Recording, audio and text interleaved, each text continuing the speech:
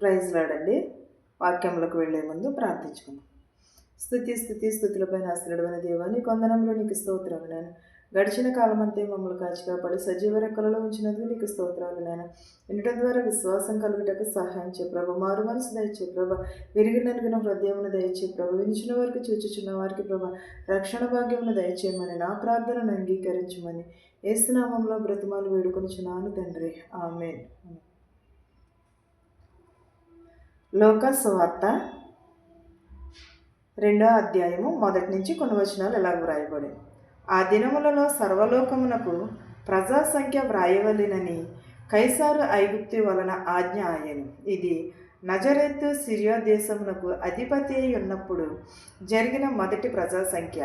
అందరూ ఆ సంఖ్యలో వ్రాయబడుటకు తమ తమ పట్టణములకు వెళ్ళిరి. యేసేపు దావీదు వంశంలోని గోత్రములలో పుట్టినవాడు గనుక తనకు భార్యగా ప్రదానము చేయబడి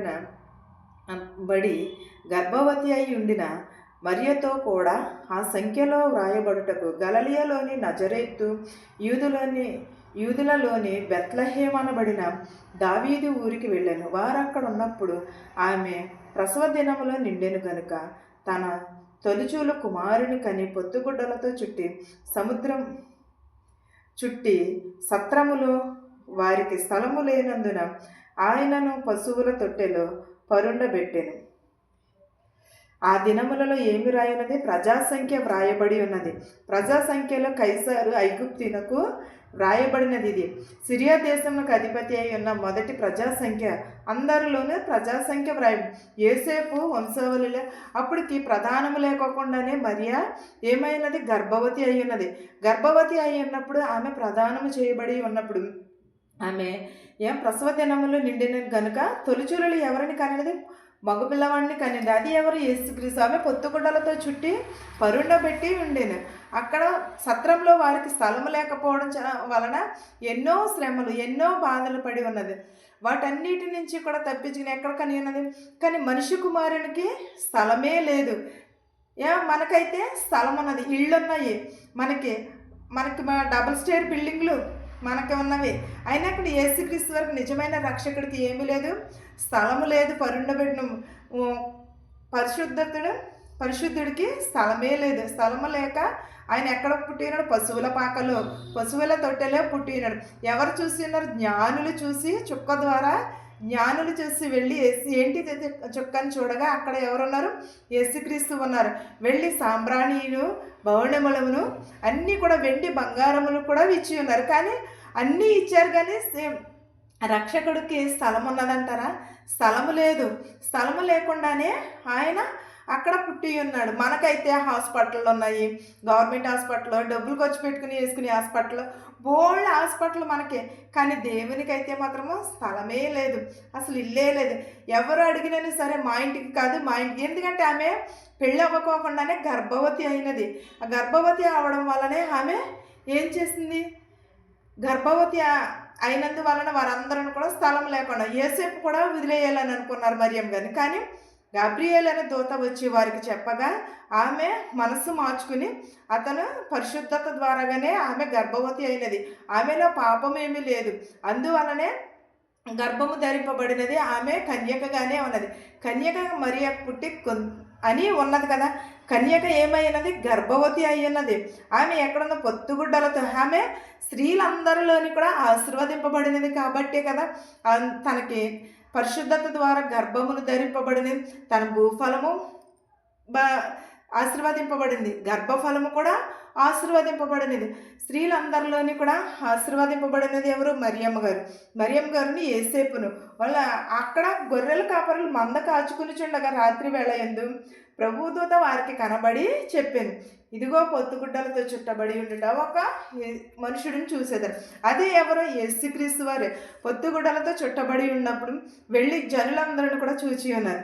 ఆమె ఆ రాత్రి వేళ అందరూ కూడా సర్వోన్నతమైన స్థలములలో దేవునికి మహిమ, ఆయనకి ఇష్టలైన మనుషులకి భూమి మీద సమాధానమును కలుగునని వెళ్ళి వారి సమాధానమును పడి మనుషులము కలుగును గాక అని దేవునికి స్తోత్రము చెల్లించుచుండెను. వారందరికీ కూడా ఏమి కలిగినది పొత్తిగుడ్డలతో చుట్టబడి ఉండుట, ఒక తొట్టెలో పరుండుకుని ఉండుట చూచెదరని చెప్పినాం. వెంటనే పరలోక సైన్యం సమూహం అంతా దూతలతో కూడా నిండి సర్వలోకమునకు ఎవరు పుట్టి ఉన్నారు? యేసుక్రీస్తు వారు పుట్టి ఉన్నారు. సర్వలోకమున వారు యేసుక్రీస్తు వారు పుట్టిన భూమి మీద సమాధానమును కలుగును గాక. ఆయన ఇష్టలు, దేవునికి ఇష్టలైన మనుషులకి అందరికీ కూడా సమాధానమును కలుగును గాక. యేసుక్రీస్తు వారు పుట్టడం వల్లనే కదా సమాధానం వచ్చినది మనకి.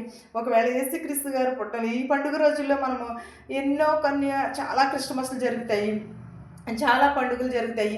యూత్ క్రిస్మస్ అంటారు, స్త్రీల క్రిస్మస్ అంటారు, లేదా సండే స్కూల్ క్రిస్మస్. కానీ ఈ క్రిస్మస్లో మనం ఏమి నేర్చుకుంటున్నాము?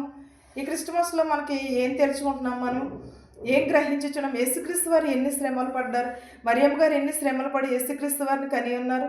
అన్ని శ్రమలు కూడా మనం ఈ లోకంలో పడుచున్నాం. కానీ కొందరి జీవితాలు బాగుంటాయి, కొందరి జీవితాలు అయితే దేవుడు నిర్ణయించిన దాన్ని బట్టి నిర్ణయింపబడతాం.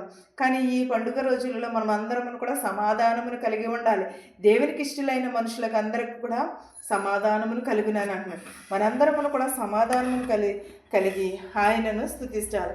ఈ వాక్యమును మీకును మాకును మనందరికీ తోడయ్యుండును గాక. ఆమేన్. ప్రార్థించును. స్తోత్రం స్తోత్రం స్తోత్రం స్తోత్రం ప్రభా. సర్వోన్నతుడ, సర్వశక్తిమంతుడ, కృపామయుడ, దయగల మా తండ్రి, నీకు లెక్కలేని స్తోత్రాలు నాయన ప్రభా.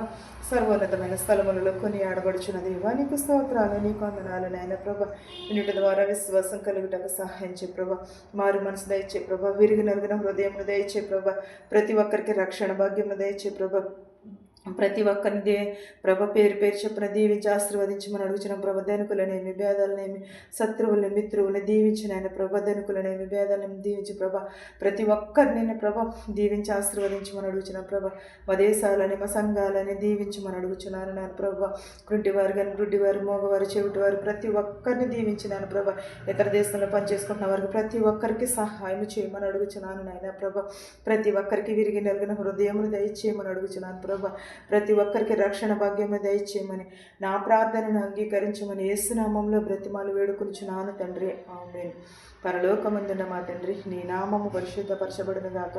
నీ రాజ్యం వచ్చును గాక. నీ చిత్తము పరలోకమందు భూమి నెరవేరినట్లున మా అనుదినాహారం నేడు మాకు దయచేయము. మరణస్తులను మేము క్షమించిన ప్రకారము మా రుణములను క్షమించుము. దుష్టుని నుండి, శోధన నుండి తప్పించుము. రాజ్యమును, శక్తియు, మహిమయు నిరంతరము నీవై ఉన్నావు మా తండ్రి. ఆమేన్. చూచుచున్న వారికి, వినిచిన వారికి సదాకాలము నీ కృప తోడయుండును గాక. ఆమేన్. ఆమేన్. అందరికీ వందనాలు.